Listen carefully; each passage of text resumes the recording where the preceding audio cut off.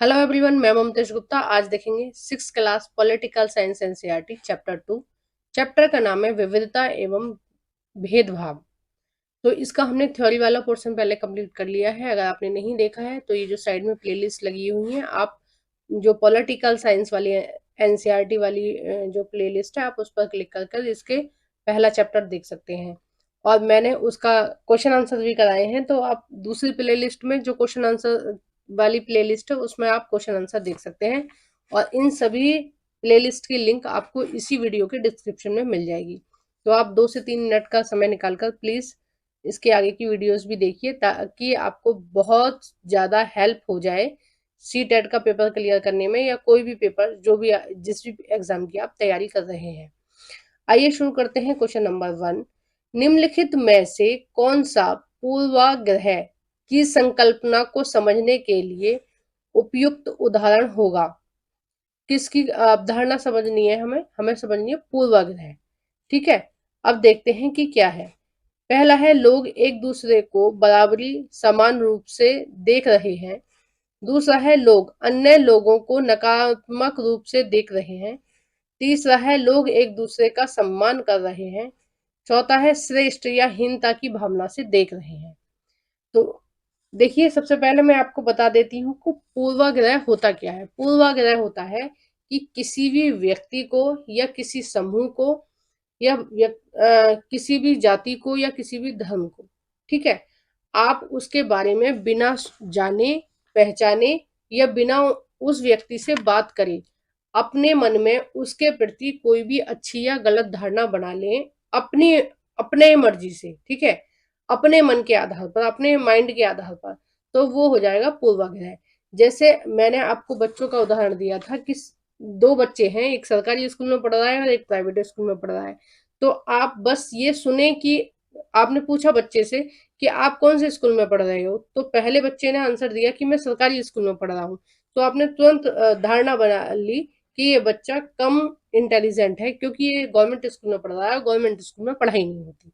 ठीक है, तो आपने उसको कैसे जज किया कि ये इसको नॉलेज कम होगी। वहीं दूसरा बच्चा है, दूसरे बच्चे से आपने पूछा कि आप कौन से स्कूल में पढ़ते हो, तो उसने आंसर दिया कि मैं प्राइवेट स्कूल में पढ़ता हूँ। तो आपने धारणा बना ली उसके बारे में कि ये इंटेलिजेंट होगा क्योंकि ये प्राइवेट स्कूल से है। तो आपने उन दोनों ही बच्चों को नहीं उनका टेस्ट लिया, और आपने अपनी तरफ से ही ये मन में सोच लिया कि गवर्नमेंट वाला कम इंटेलिजेंट होगा, प्राइवेट वाला ज्यादा इंटेलिजेंट होगा। जबकि इसका अपोजिट भी हो सकता है। ऐसे भी हो सकता है कि देखो, ये जरूरी नहीं है कि प्राइवेट स्कूल वाले बच्चे इंटेलिजेंट ही होते हैं। ये तो बच्चे पर निर्भर करता है ना कि टीचर कितना पढ़ा रहा है और बच्चा उसको कितना ले रहा है।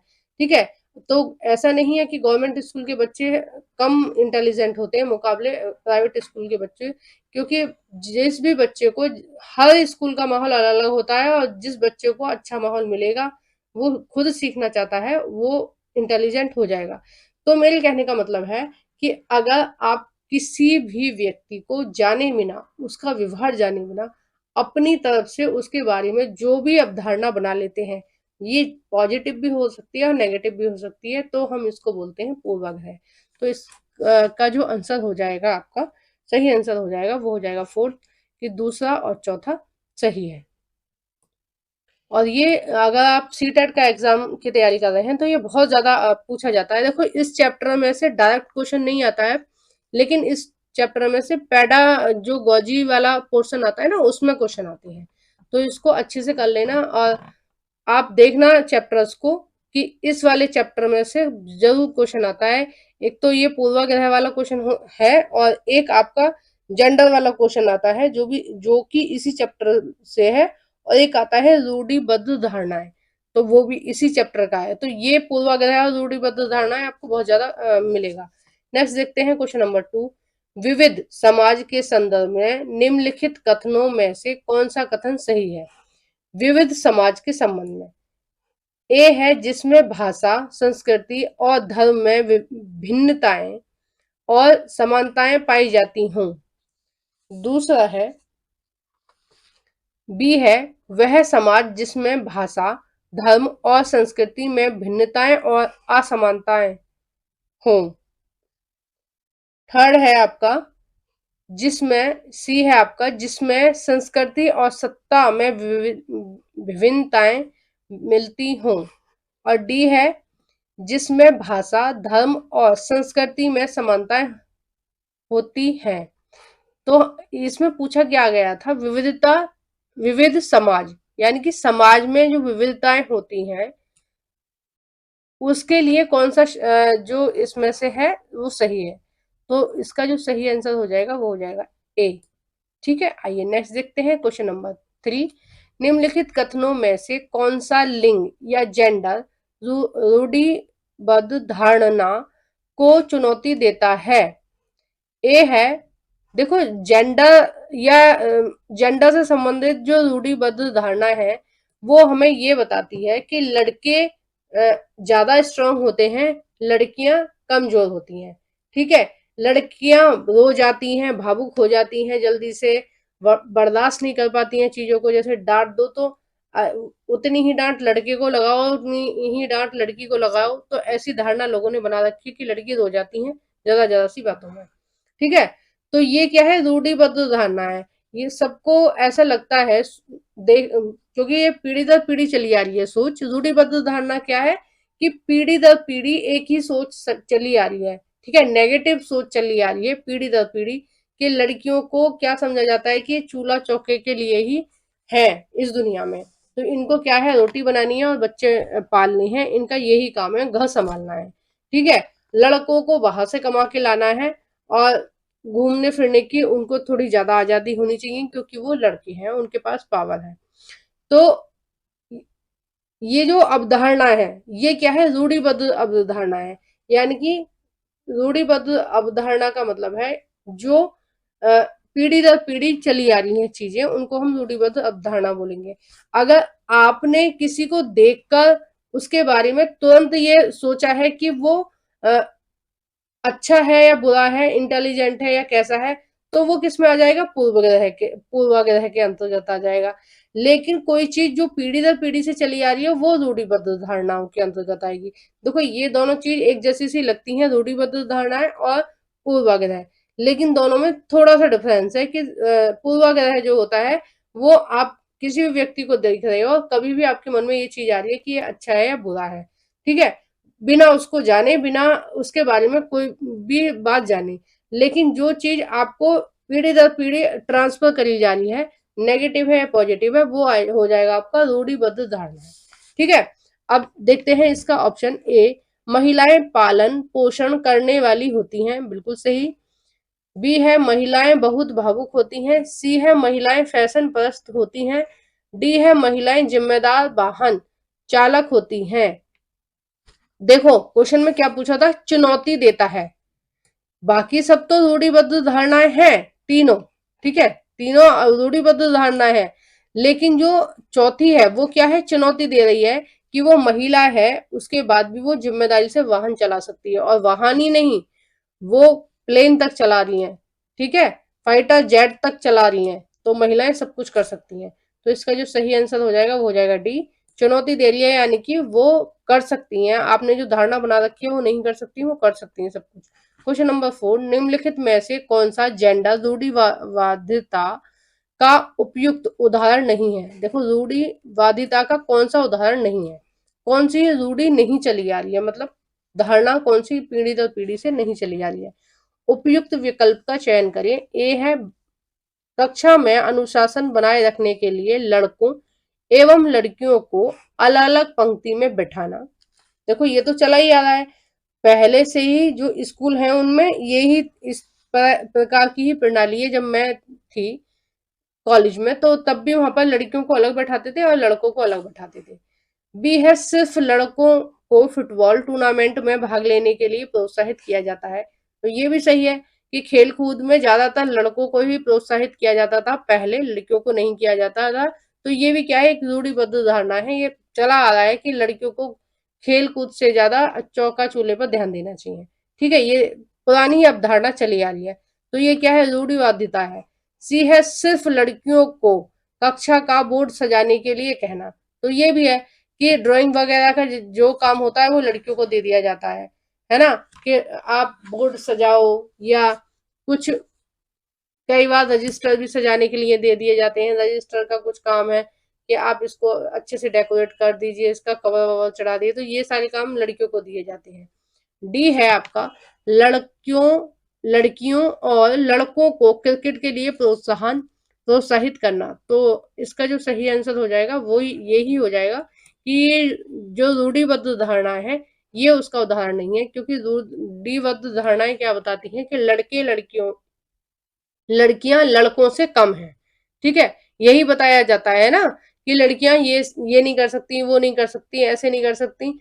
लेकिन जो आज की जनरेशन है वो कैसा मानती है कि लड़की और लड़के दोनों बराबर हैं और दोनों ही आ, सारी चीजें कर सकते हैं। तो दोनों को ही क्रिकेट खेलने के लिए प्रोत्साहन करना मतलब रूढ़िबद्ध धारणा का उदाहरण नहीं है। ठीक है, क्वेश्चन नंबर 5, निम्नलिखित में से कौन सा विज्ञापन रूढ़िवादी चित्रण यानी कि जेंडर स्टेरियोटाइप्स का उदाहरण नहीं है। ठीक है, रूढ़िबद्ध धारणा का कौन सा उदाहरण नहीं है? ए है मेकअप का विज्ञापन महिलाओं द्वारा जाना। देखो ये तो है। ठीक है, हमें कौन सा देखना है? नहीं, नहीं वाला देखना है। बी है गाड़ियों के विज्ञापन में केवल लड़कों को दिखाना। ये भी है कि जो गाड़ी का या बाइक का जो जितने भी ऐड होते हैं ज्यादातर में आपको लड़के ही देखने को मिलेंगे, लड़कियां नहीं मिलती है। तो भाई क्या लड़कियां नहीं चला सकती बाइक या स्कूटी या किसी का भी ऐड होगा, लड़के ही ज्यादातर मिलते हैं आपको देखने के लिए। सी है स्पोर्ट्स शूज के विज्ञापन में एक लड़की फुटबॉल खेलती हुई। देखो हमें नहीं वाला देखना था, तो इसका जो सही आंसर हो जाएगा वो यही हो जाएगा कि स्पोर्ट्स जो शूज का जो विज्ञापन है, एडवर्टाइज जो आते हैं ना टीवी में या न्यूज़पेपर में, ये उनके लिए बोला जा रहा है विज्ञापन। ठीक है, तो उसका जो विज्ञापन है उसमें क्या दिखाया जा रहा है कि लड़की जूते पहनकर जूतों का ऐड कर रही है और वो क्या खेल रही है? फुटबॉल खेल रही है। ठीक है, और जबकि मोस्टली लड़कों को दिखाया जाता है फुटबॉल खेलते हुए। तो जो रूढ़िबद्ध धारणा का उदाहरण नहीं है वो सी ही है। अब देखो डी भी देख लेते हैं कि चाय के विज्ञापन में एक माँ का सुबह चाय बनाना। चाय के विज्ञापन में ज्यादातर लड़कियों को ही दिखाया जाता है कि लड़कियां चाय बना के पिला रही हैं, है ना? लड़कों को नहीं दिखाया जाता है। भाई दोनों को दिखाया जाना चाहिए। चाय तो लड़के भी पीते हैं ना, तो उनको भी तो बनानी आनी चाहिए। देखो अगर आप लड़के हैं तो प्लीज बुरा मत मानना, पर काम आपको सारे आने चाहिए। जो काम लड़कियां करती हैं वो काम लड़कों को भी आने चाहिए।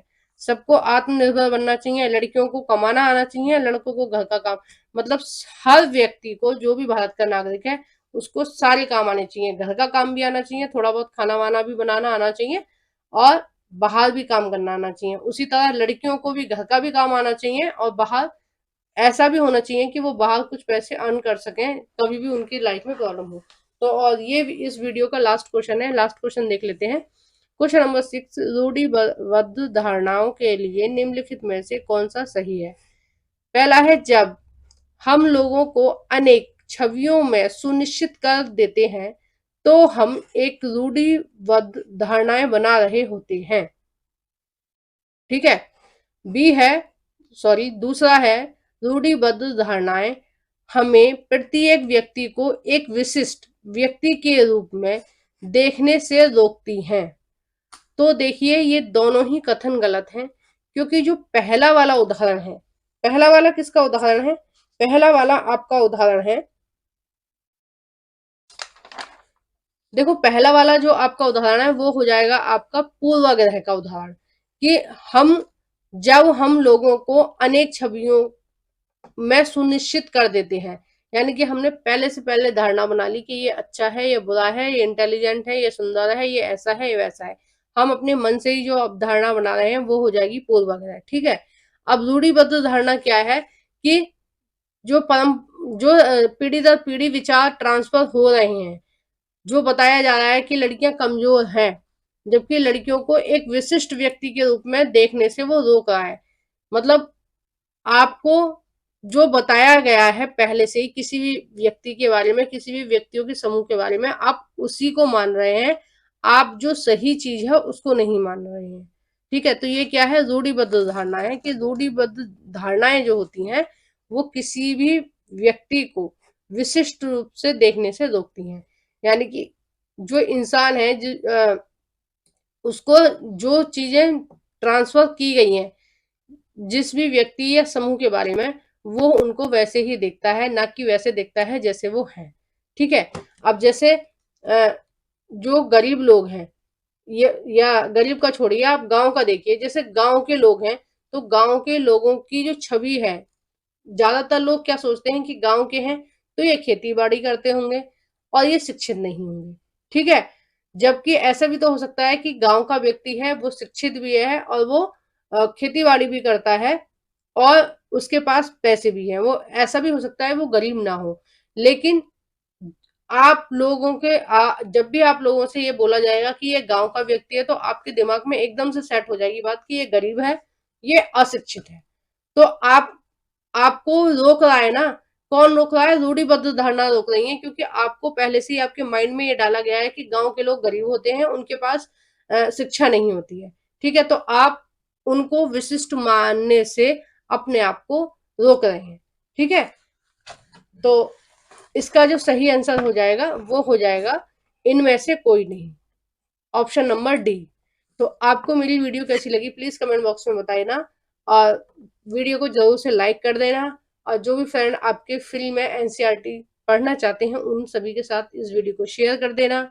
और अगर आप मेरे चैनल पर नए हो तो जरूर से मेरे चैनल को सब्सक्राइब कर देना। Thank you for watching everyone.